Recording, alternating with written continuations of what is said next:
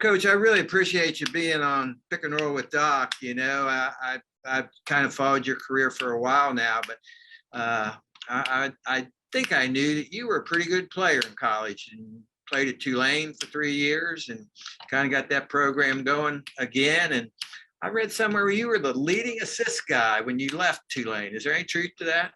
I was at the time, but when years start adding up, other people come through and break that record. But yeah, I did do that in 3 years. Had a lot of good players around me. Everybody always asked me, "Were you a player?" I go, "Yeah, I played at Tulane." "What position?"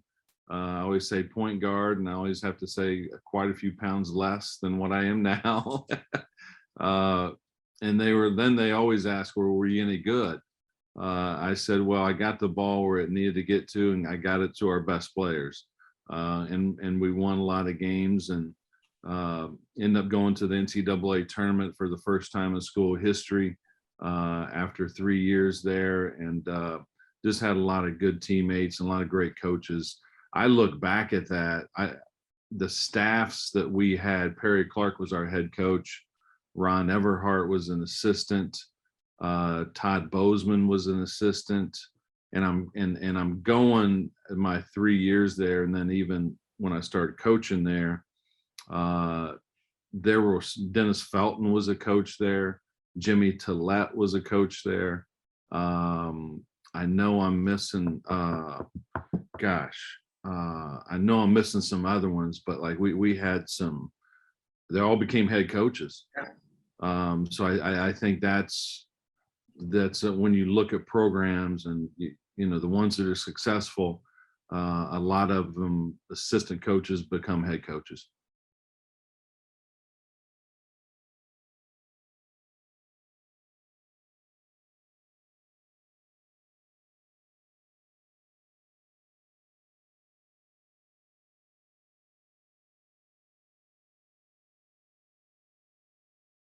I might be biased, but I'm going to have to stick up for the point guard spot and say yes.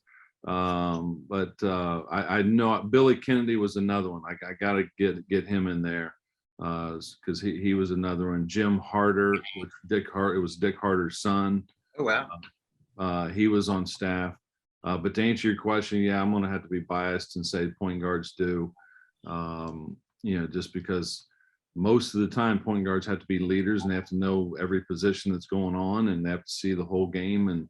And so, yeah, I was very fortunate. I learned that I had 2 older brothers that both played Division I basketball, and they weren't point guards, they're more shooters.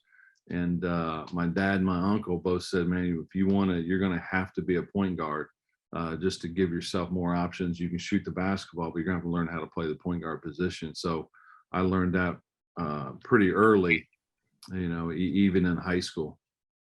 When did you really decide that's what you were going to do in your life? That was your passion. You wanted to be a basketball coach. And did you always, when I was talking to Rhodes, one of the things he said, he decided he wanted to be a coach, and he went back and he did like substitute teaching for like 2 months in a high school.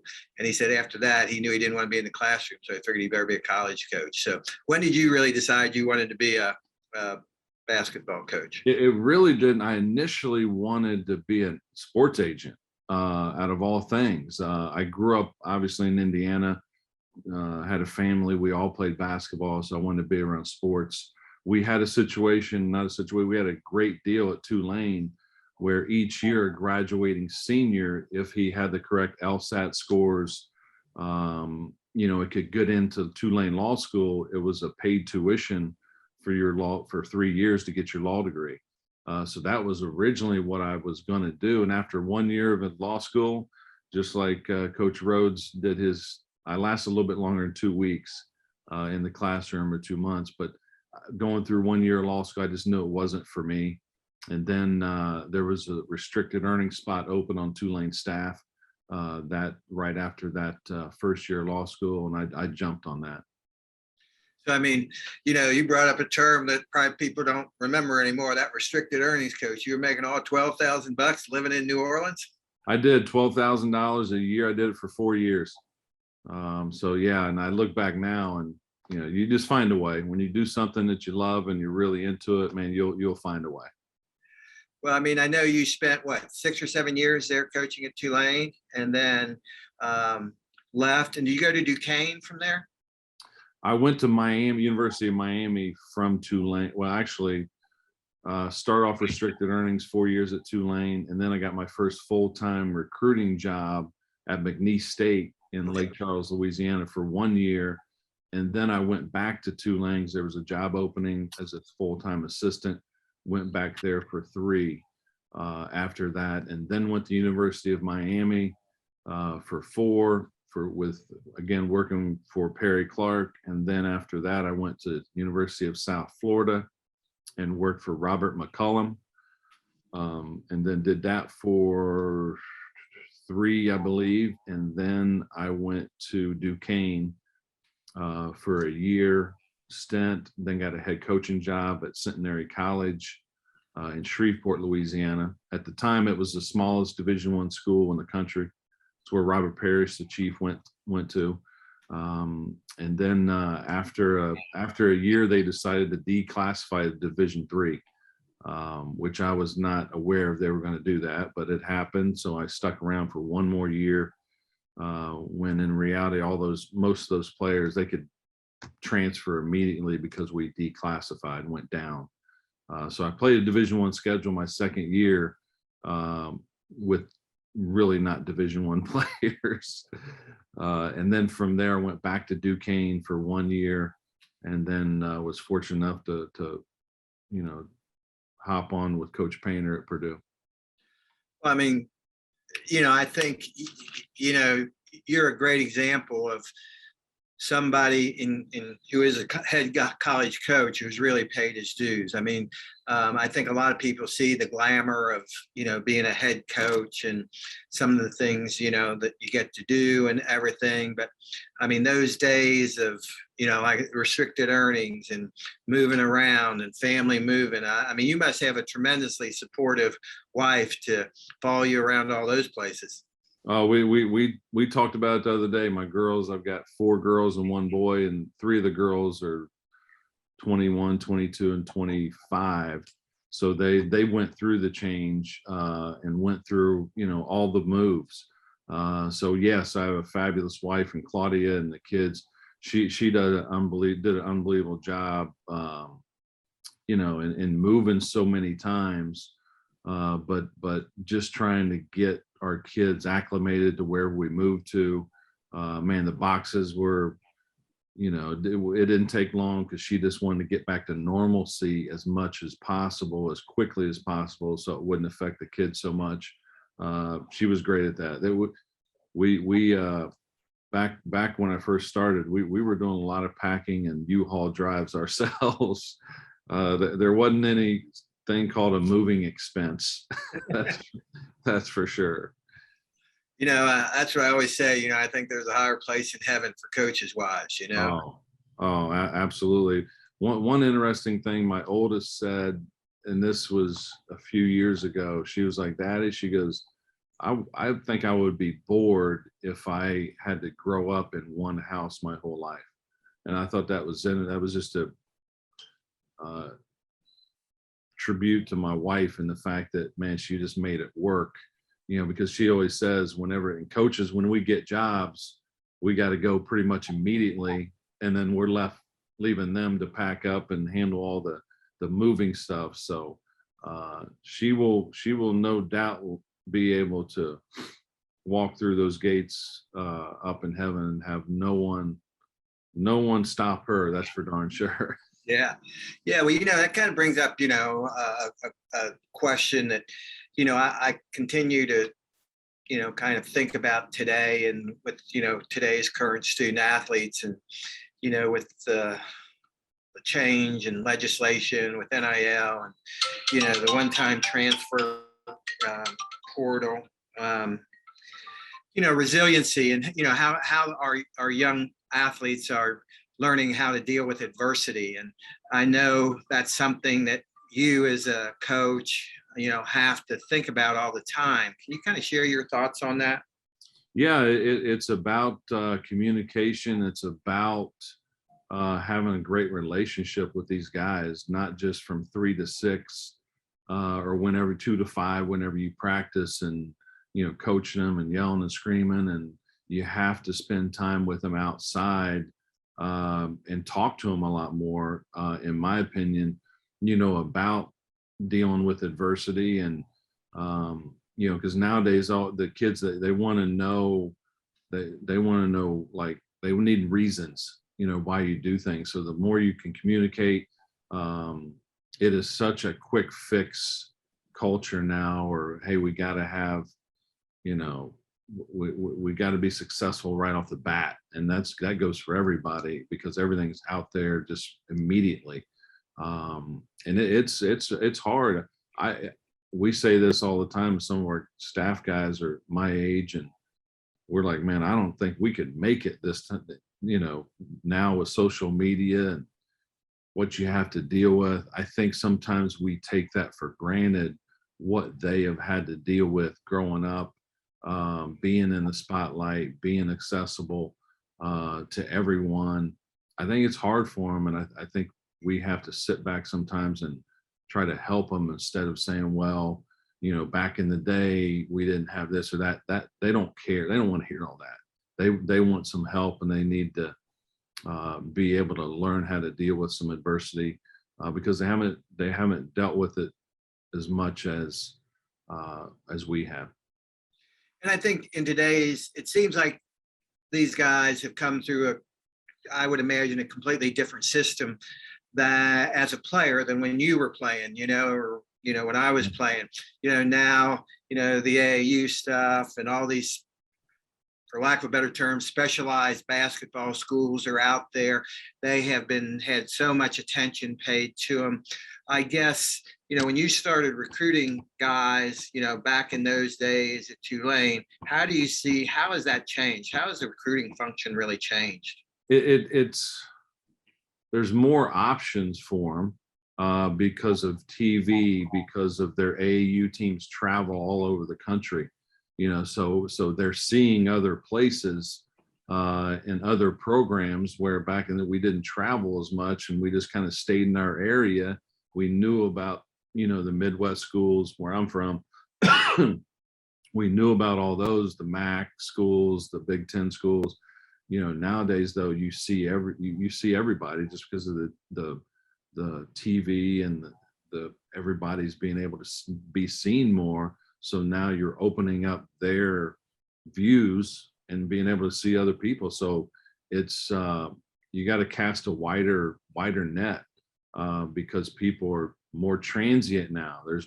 People are moving jobs, and there's been a lot of things happen that way. So in that standpoint, it's changed an awful lot. You've got to just cast a bigger web.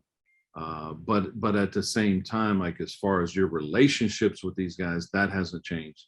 You still need to build a relationship, not just with the kid, but with mom, dad. There might be an extra specialized coach now, a training coach, a strength coach. Maybe for back in my Tulane days, there was more of an aunt, uncle involved. Still had probably the same number, but it was just different people involved. So I think that hasn't changed, as far as you have to build relationships. So with the transfer portal, how difficult do you see it being, coming right down, your season gets over and now you really don't know in the past, you kind of knew who you were going to have the next year. Now season's over. You kind of don't know what you got and who's going to be there and what you need to get. How do you deal with that?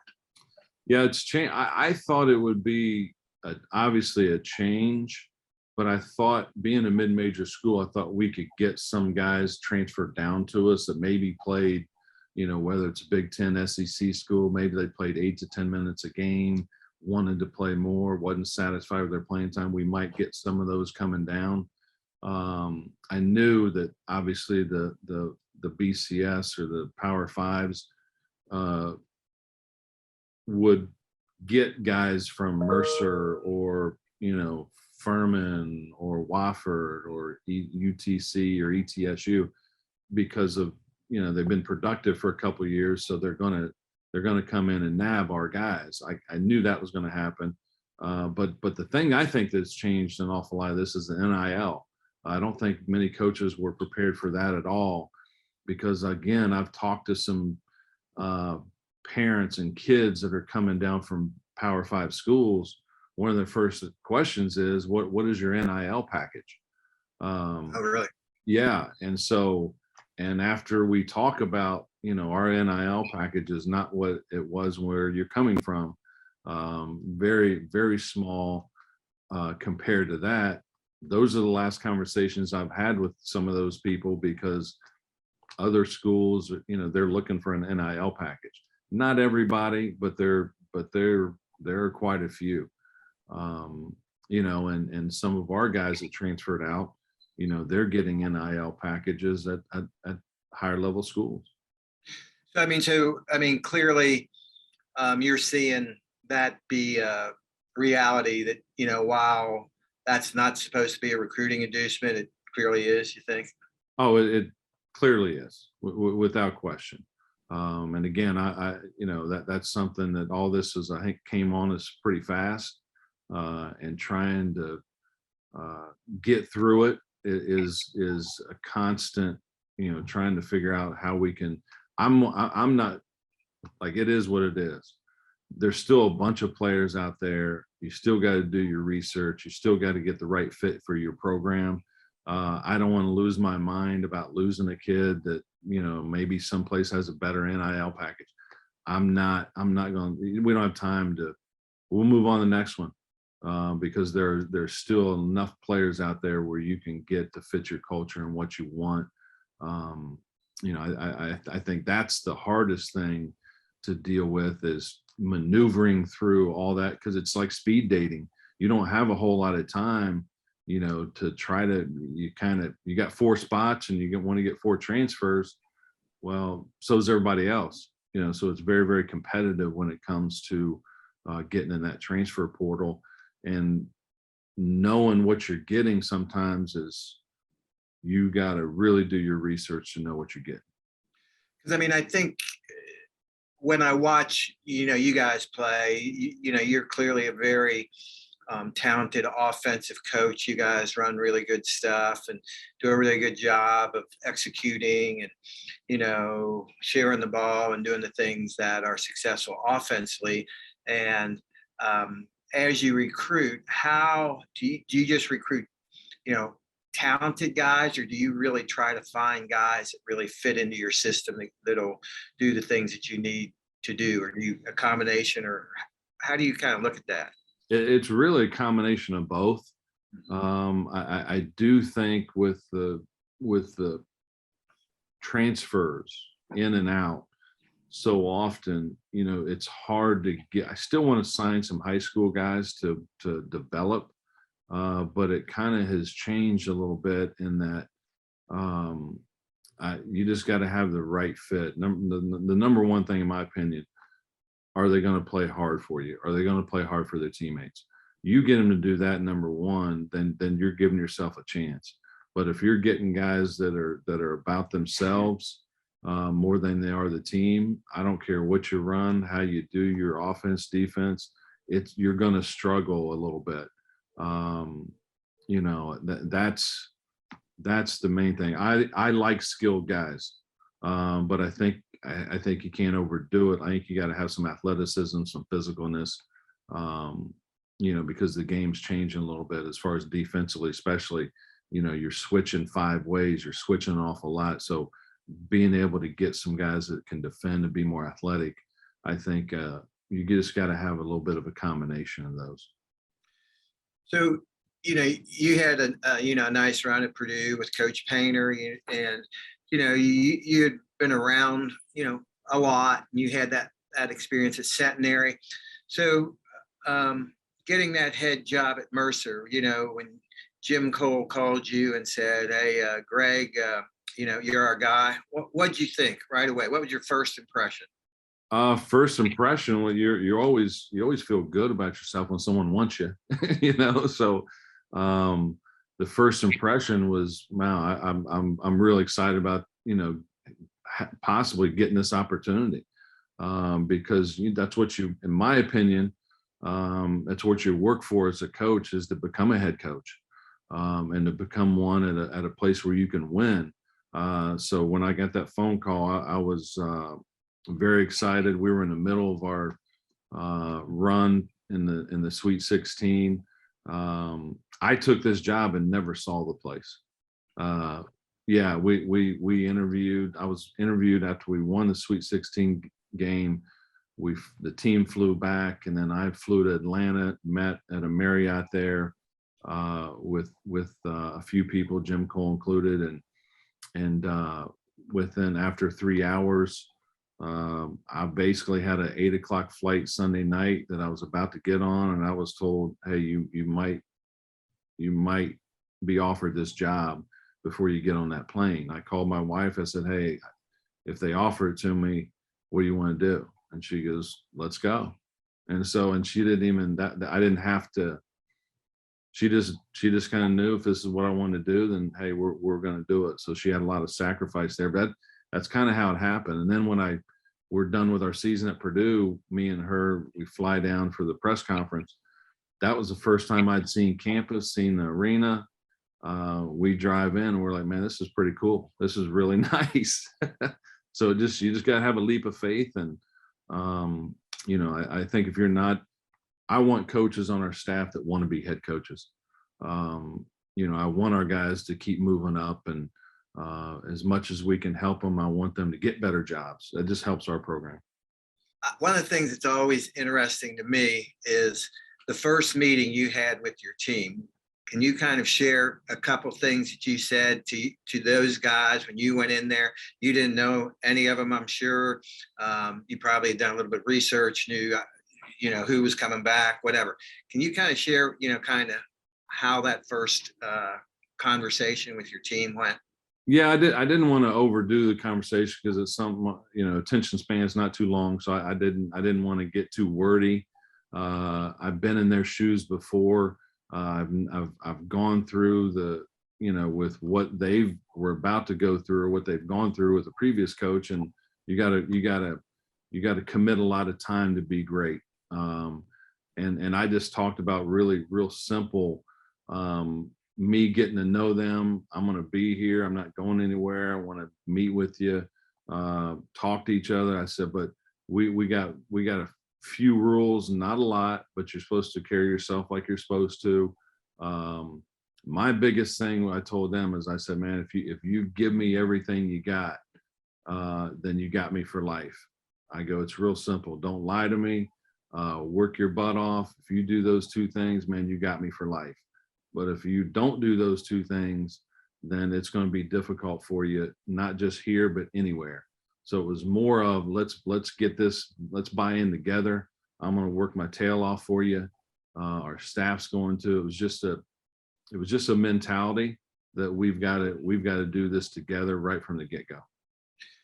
Your predecessor, Bob Hoffman, clearly had success there at Mercer, and then the program kind of waned a little bit right before you came in. And so I think I'm sure Mercer wanted some changes because they wanted to elevate the program. But how do you going into that situation not be critical of Coach Hoffman, because I know you don't want to, but let him know that, hey, we're going to do it this way. Yeah, I never. I mean, he's a great coach. I mean, so I really didn't even talk about it, because one, he's not there. It's our team now, so we have to create our culture. What he did, he won a lot of games here. So I embraced that. Like, he got the team to the NCAA tournament, and beat Duke. I mean, that's an unbelievable accomplishment. So he's a heck of a coach. So I didn't even talk about that stuff. It's funny. It's so different, because one of my first couple practices, and it's, every coach is different. I'm teaching shell, or what, very basic defensive concepts. And as I'm talking, our guys are repeating everything I'm saying. Like, the whole team is repeating. And I'm like, what the hell's going on here? They're repeating everything I'm saying. And so finally I was like, I stopped praying. I go, hey, what the hell are you guys doing? You're repeating everything I say, coach. I apologize. It's just when Coach Hoffman, like we had to do that. That was just part of, his coaching, was that we repeated everything he said. So I'm like, all right, cool. I got you. I appreciate that. But I don't want you to do that. It's just the way we're going to do things. And it was very interesting. And he didn't curse whatsoever, not once. And if you did, if you played for him, you did some push-ups or whatever. So that was a little different for me. Not that I'm got a really bad mouth, but occasionally, some things fly out of my mouth that are curse words. So I think they had to get used to that as well. But it was really kind of those, to be honest with you, kind of helped break the ice a little bit of, hey, this is different, nothing wrong with that. This is just how it's going to be. I think is the biggest thing. And one thing I also didn't do, like, you want to, when you first, and you're talking to your team, like coming from Purdue, where we're super successful, a lot of people know about Purdue. I didn't want to talk about Purdue. Like, I'm not there, you're not there. Again, guys don't want to hear about, Purdue or what you guys were doing, because it's a different program. So I did not want to even talk about, hey, well, we did this at Purdue. Well, it's a different team. It's a different situation. So really tried to, just not you just throw that in their face all the time. If that makes sense. Oh yeah, no, I think that's right. I mean, like you said, people don't really want to hear about, what you did here, there, or whatever. It's about right now. So how do you think you've evolved as a coach, from those days at Centenary when you came in and took how have you evolved and kind of where you are today? I think dealing with administration is something that you evolve, and just knowing how many different hats you got to wear and different people you got to talk to and communicate with and get along with. From a basketball standpoint, I think defensively, yeah, I love offense, but defensively, that was one thing that when I first took the Centenary job, I spent too much time on offense. And so when I got here the second time, now it might not show it, but defensively, I thought we did get better. But I spent more time defensively, and less time offensively early on. So I think from that standpoint, I evolved, and I learned so much defensively from Coach Painter. Just very basic fundamentals. But man, after working with him for a couple of years, I thought to myself, man, I was a dummy. Like, especially defensively, just a very good concept, very easy. But that I learned an awful lot defensively. So clearly, I'm sure Coach Painter, one of the things that was attractive to him was, your offensive expertise. So now with your staff, clearly, you just mentioned, you had changed your focus a little bit. Now, did that impact your hiring of your assistants? It did. Again, I don't want to like pigeonhole guys in, okay, he's a recruiter, he's this or that. I want guys that know how to do it all and want to be a head coach. I brought a GA with me that became my ops at Purdue. I brought a guy that played with me, and then a guy I'd known for over 20 plus years, that I felt like all of these guys, they were their head coaching material. One thing it has helped me in learning from what we did the past few years at Purdue was having a guy to take the offense, having a guy to take the defense, and then it helps me manage the game a little bit better. I think that has helped me evolve too, because the game is so fast. And I think there's a few guys, as a matter of fact, I think Coach Painter might have gotten that from Shaka, because I know they met, and I think Shaka might have been the first one to kind of separate, almost like an offensive, defensive coordinator, personnel, whatever it may be. And that started working for us at Purdue. And so I brought that with with us here, which again helps me manage the game. I'm an offensive guy, and I brought our offense that I used there at Purdue here. I still tinker with it because it's still in me, but I try to let it go so he can develop, Coach Coomer can develop as a coach himself. So just because that was one thing, Coach Painter has very little ego. So for him to allow me, hey, just take the offense, you do it, you handle it, was huge for me in my development. So I want to do the same thing. I guess one of the important things is your staff and I guess the connectivity that each of them have with each other. And I mean, I'm sure managing that is, not exactly a challenge, but it's something you got to consider. Yeah, you have to. And that goes for any business. I mean, the more you enjoy working with your colleagues, I just think the better kids are smart. They can get a feel or a sense when things aren't right in the office. You know what I mean? And I think that's a huge, huge part because they see it and they feel it. So having a staff where we all agree with each other? No. But we still, can have a good time, not take ourselves too seriously. We all got to be able to make fun of ourselves.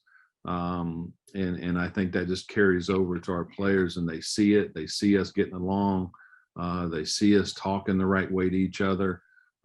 They see us carrying ourselves the right way. I think that it eases them, and they know, hey, if they're together, we got to be together. I think it starts with us. So one of the questions I'm asking, I'm kind of interested in this question anyway. So 24 hours before a game, kind of take me through your 24 hours before a game, what you do, how you're thinking. Yeah, it depends. Like we watch an awful lot of film. I pride ourselves on we usually know what's coming and what's going to come. We're very prepared. So it's for the 24 hours to me. We usually have everything in by then. And I've watched enough film myself to feel confident and comfortable enough that I just don't like being surprised. So I got to be prepared for what we're about to play. So 24 hours, I'm to be honest, even game day, like I'll come in and, come in the office and it's a normal day. I don't, anybody can come in and anybody can come to shoot around. Like to me, it does not matter because we're prepared. We're ready to roll. If that little distraction was someone coming in or if that's going to distract me, I got bigger issues. Even before game, I don't like sitting back there in the locker room just because then I start thinking about all kinds of crazy stuff and what could go wrong. So I like going out on the court and just watching guys warm up, talking to people. I think it just kind of eases me. And again, it goes back to we're going to be prepared. We will have special situations we will have those type of things where we're not going to be caught off guard for the most part. There occasionally that happens, but most of the time we're not caught off guard. So preparation, we're going to be pretty good in that situation. So, being a head coach at a Division I program, there is some, I guess, stress involved with that. Do you see the longer you've done it that you kind of can deal with that stress better, or has it never changed? Does it never change? I don't think it's changed. I think it depends on depends on your background, depends on, I say this, like growing up in Indiana, I started playing basketball. I was in third grade. My brothers played. Our high school, the arena, the gymnasium, they called it, sat 6,000 people. We would have 4,000 season ticket holders. We would play in big games against a rival high school that sat 9,000 students or 9,000 people in their gym, and it would be packed every time we played. I just think being in those situations, you just kind of get used to them. I think that experience, and you know, gosh, every place I've been, even at Purdue, like every Big Ten opponent, if you worry about, you always have pressure. So like you gotta embrace it. But if you're dealing with pressure and you're not prepared, then the anxiety, and then you're very unsure about yourself. But if you're prepared and can concentrate and not worry about that other stuff, I think it's I like it, to be honest with you. Like I love going into ETSU, just because it's a great atmosphere, and the fans are good there. I enjoy going on the road in those type of environments.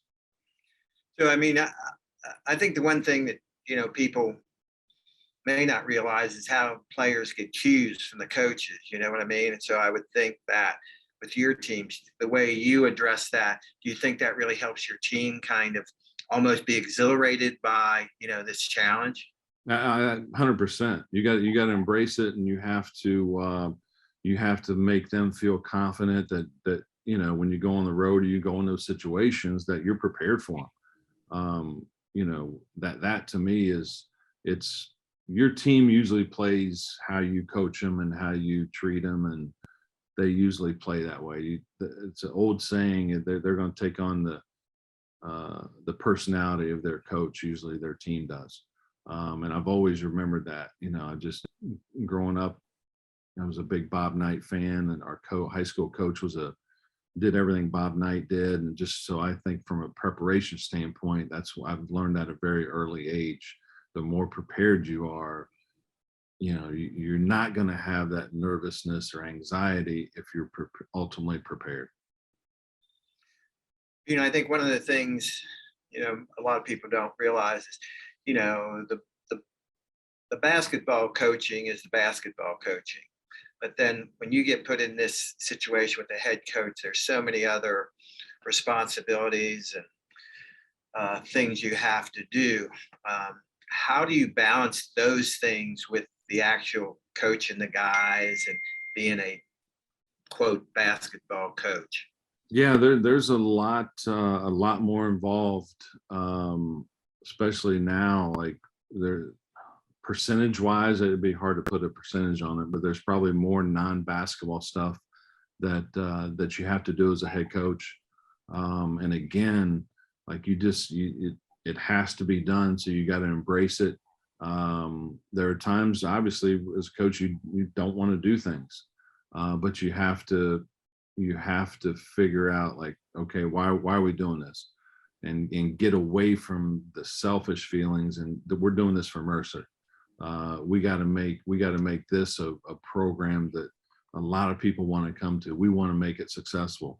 So you just have to put your mind in that, because everybody's going to have that little guy on their shoulder that doesn't want to do things, and you've just got to figure out a way to do that. I wish it were more just basketball, obviously, but that's the reality of it, is it's not. So you've got to go out, you've got to get with the community, get with the right people. For me, I mean, that's what running an athletic program, I always try to share with our coaches and our staff, is that we have to create value for the university. That's the only reason we're in existence. So while it may not be exactly, what you perceive as being the coach, you got to understand, how do we create value for the institution? Because that's the only reason we're here. No question. And it's building relationships with whoever, all the other sports, all the other coaches, administrators on campus. There's still, and it's been kind of with COVID restricting a couple years. That was a little bit hard, just because I wasn't, able to get out and see as many people on campus. But now that all that's been lifted, I'm doing more of that, and going and meeting with deans and everybody that I have not had a chance to meet. That, I think that's very, very important, because there are going to be situations where you got to help each other, and if they've never met me, or I've never met them, it's harder to help. So from a basketball standpoint, if you had to, say, kind of say what you are as a coach, what would you say? What are you really, really good at? What do you really take pride in? I know it sounds simple, but I want guys to play the right way. And that definition, have different definitions for that. For me, I always enjoyed and playing and coaching with teams that shared the basketball. And when I say play the right way, like make the right decision, and like be tough. I think as a coach, for me, I love it when our players are tough, and I love it when they play the right way, with a basketball IQ. You look at all those guys in the NBA. Yes, they're all ultimate talent, ability, but man, most of they make the right decisions and they know how to play. The communications there. I know it's a little bit of a long-winded answer, but just simply playing hard and playing the right way. And that sounds easy, but it's hard to do at times. I'm a big data analytic guy, so just having that data. For instance, we had a point guard that transferred to us, played 2 years somewhere else, and played 2 here. Like I just kept fighting him all the time on playing off 1 foot, or having him play off 2 feet. And so finally, I should have thought of it earlier. I said, I'm going to go back and clip and stat every one of his results when he went off 1 foot in the paint and when he played off 2. And it was astronomical in the difference. He playing off 1 foot, he had like 97 turnovers. Playing off 2 feet, he had 16. That's an astronomical difference. So being able to do that type of stuff and then also give him that data, like this is why I'm saying it, and show it to him, I think is really helped develop a guy. Well, I think, that kind of goes back to what you said earlier. Today's student athletes, you kind of got to explain things to them. You got to tell them. And so I think that, that situation really kind of brings that into focus. Yeah, it does. And in a non-confrontational way. Yeah. Does that mean like everything's utopia here and we don't confront people? No, you still got to get on guys and get a little bit of fire in your belly, and you got to get on them to they're kids, so you still got to motivate them. But the non-confrontational, when it comes to teaching, I think they're going to listen more, because it's human nature whenever someone's getting on you to kind of bow up, and your mind sometimes isn't thinking about the right thing. So just getting them to understand, to be better at something. This is why we're doing it. So you mentioned, Coach Knight, and you mentioned, of course, you worked as Coach Painter, but who out there today, a couple coaches who, are your peers, in NCAA Division I basketball that you kind of really respect the way they run their program, and may pick up a few nuggets from a couple of those guys? Who would be 2 guys you really think are really good at what they do? That's a really good question. I try to, I really try to talk to as many coaches as possible. Everybody's kind of good at something different, as you look through certain programs or certain guys. It's interesting. Coach McCollum at South Florida, like I learned so much from him. But I also don't want to just, I want to evolve. So, Musselman at Arkansas, he does an unbelievable job. So like, and his teams play so hard. They defensively, they're so good. Is he a little different? Yeah, he's got a different personality. Takes his shirt off. I wouldn't do that, but man, his teams win and they play hard. So I've reached out to him. I've reached out to Buzz Williams, because he's the ultimate preparation guy. Like he's prepared for everything.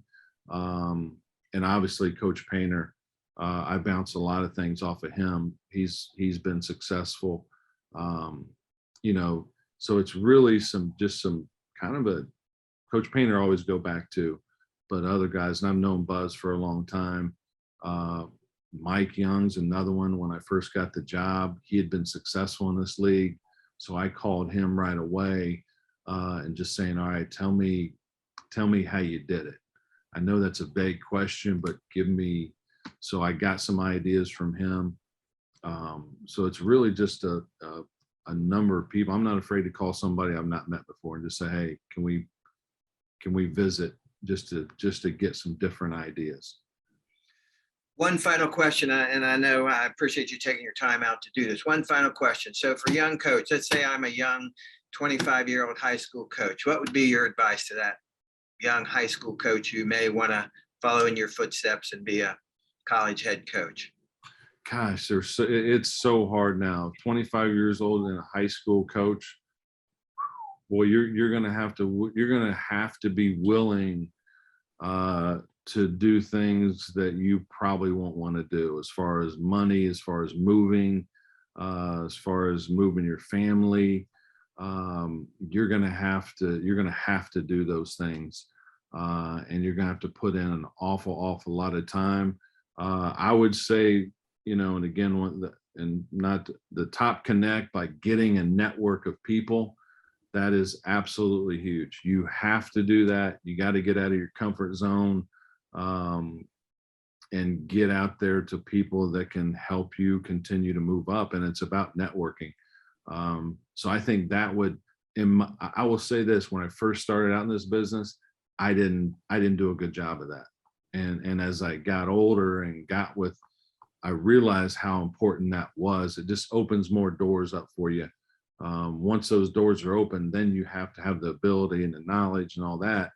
But man, there's so many things that I would tell a 25-year-old high school coach. But one, you've got to be willing to move wherever and get as much experience. Because I've had some GAs here, and they're younger and they graduate after 2 years. And now they just think, okay, well, he's just going to get me a job at a Power 5. Or you know what I mean? And it doesn't work that way. Like, I had a JUCO job assistant for him, you know what I mean? And he was like, well, no, you're going to have to do that. Like, if that's what you have, you're going to have to do things that you don't necessarily like. And nowadays, excuse me, it goes back to everybody wants things so fast. It does. The problem is sometimes their colleagues or their friends, they see them happening that fast, so they think it could happen for them. And in reality, those over here where it happens fast are far and few between. Yeah, I mean, that's great advice. Clearly, it's a tough road. You got to be really committed. And I think, guys like you, like we said, that paid your dues, $12,000 a year job, family, but that's where we are. So if I get down to Mercer sometime, can I stop by and shoot some free throws? Oh, hey, let's do it. Let's do it. We'll have a little shooting competition. Okay. I always ask our players, because the most I've hit in a row is 92 in a row. I tried like hell to get 100. Man, yeah. I never did get 100. So I always ask our guys. It's funny, real quick. Like, I don't understand guys that shoot, and especially in practice, or shooting free throws. I always ask them. I go, hey, what are you? Are you keeping track? And they're like, no, I'm just shooting free throws. What? Like, how do you not keep track of what your percentage is? Or hey, I go, what's the most you've ever hit in a row? I'm not sure. I go, well, let's start, because that's just going to make you a better shooter when you start paying attention and giving yourself goals. And so it blows my mind that guys don't keep track. I can relate. I'm keeping track myself. Today I've got 33,908 since December 15th. So I'm getting to 33,000 tomorrow, so right. Pretty exciting for me. I know you don't know your percentage. Yeah, I know about what it is. It's right around 88%, so wow. last week I wanted to make 300. So it took me 326 shots to make 300. But I was concentrating some days. And some days I'm like you, I'm going to see how many swishes I can make. I'm going to make 200. How many swishes can I make? Right, So right. I make about 54% swishes. I know that, but I shoot basically, right around 87, 88%. So, So if you're that shooting a free throw, then putting, you got to be at the same percent. oh man, I wish if I could do that, I'd get in a lot of people's pockets. But it seems like, Most of the time, guys that can shoot free throws are good putters. Yeah, I guess my problem is shooting free throws. I can keep my head still. When I putt, I tend to look up and push everything to the right. I got to concentrate on keeping my head down. Gotcha. Yeah. Well, Doc, I really appreciate our relationship and what you're doing for college basketball and helping younger people get involved. And obviously you got a love for the game, and I appreciate that. And I love being around people that have that. Well, just like you, it's been a big part of my life. I've been very fortunate, and if we can give back a little, that's makes me feel good. Yeah, absolutely. Feel we're got it in this world. I think you got to feel, that you're doing things for other people. So I know you have. I've really enjoyed our relationship, and you're doing a great job there at Mercer. Just we hope you win all the games except the ones in Johnson City. That's right. When ETSU gets there, We let you off the hook last year a little bit. Yeah, I know you did. We appreciate it. Thanks, man. Right. Thanks, buddy. Good luck, buddy. I'll be in touch. Hey, I may holler at you again later on. Do another one of these. Okay. That's fine. No problem at all. Look forward to it. Thanks. Thank you. See ya. Bye.